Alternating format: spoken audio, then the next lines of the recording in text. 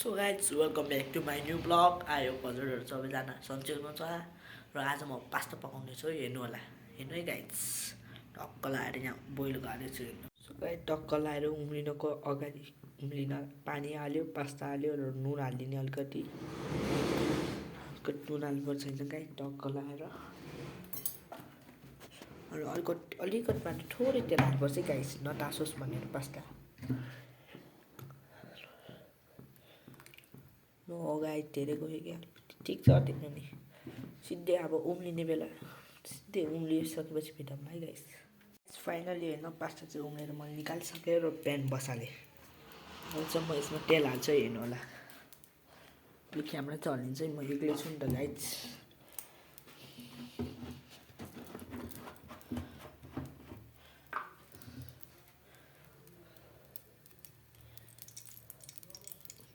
तेल गयो धेरै तेल खानुहुन्न क्या, तेल गयो। सबैतिर लाउनुपर्छ पास्ता नतासोस् भनेर।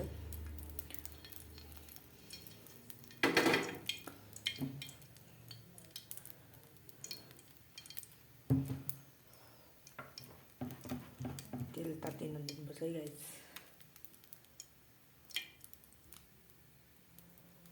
कलाएर तेल तातिसक्यो। हाम्रो जिन्जर हाल्छ है, लसुन। सुरुमा चाहिँ लसुन मजाले फुलाउनु गाइज।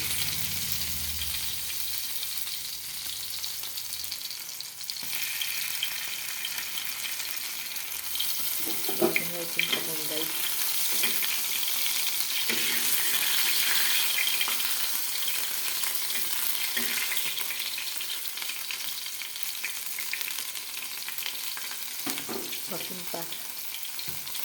लसुन अब रातो भइसक्यो है। प्याज हाल्ने, ओनियन,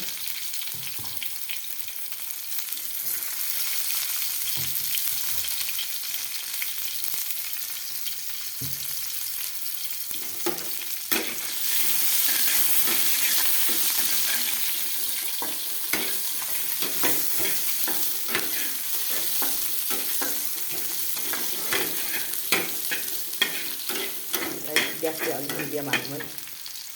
फेरि पास्ता चाहिँ गाइज, म चाहिँ हाम्रो पास्ता रहेको छ र म यहाँ फ्राई हाल्दैछु।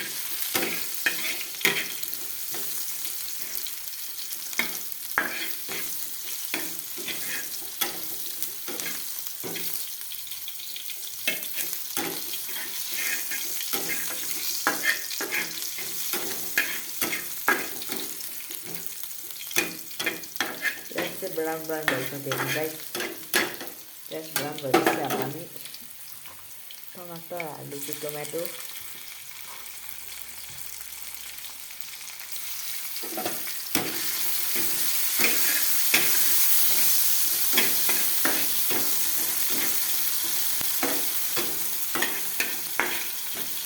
टमाटो हाल्यो होइन गाइज। अब चाहिँ नुन हाल्नु टमाटर गल्नको लागि, टमाटर चालै गलोस् भनेर।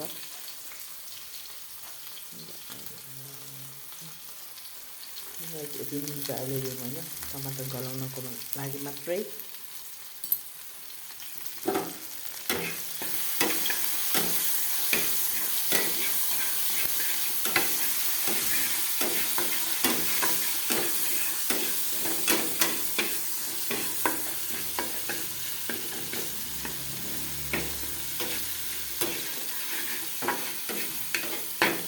मर मसला हालिसकेपछि भित्रै गाइज।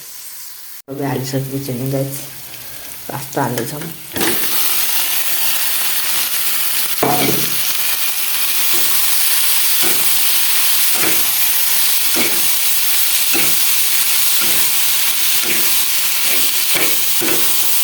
यो चाहिँ लो फ्लेममा पकाउनुपर्छ है, चलाइ नत्र यो पास्ता चाहिँ तासिन्छ है गाइज।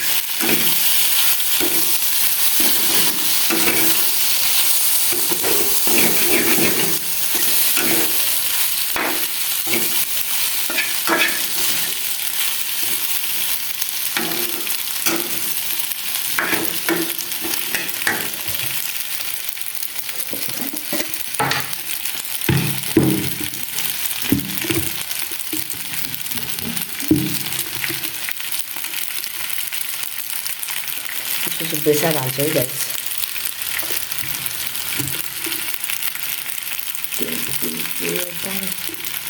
त्यही त्यो चाहिँ चलाइराख्नुपर्छ मासु तास्किन्छ है।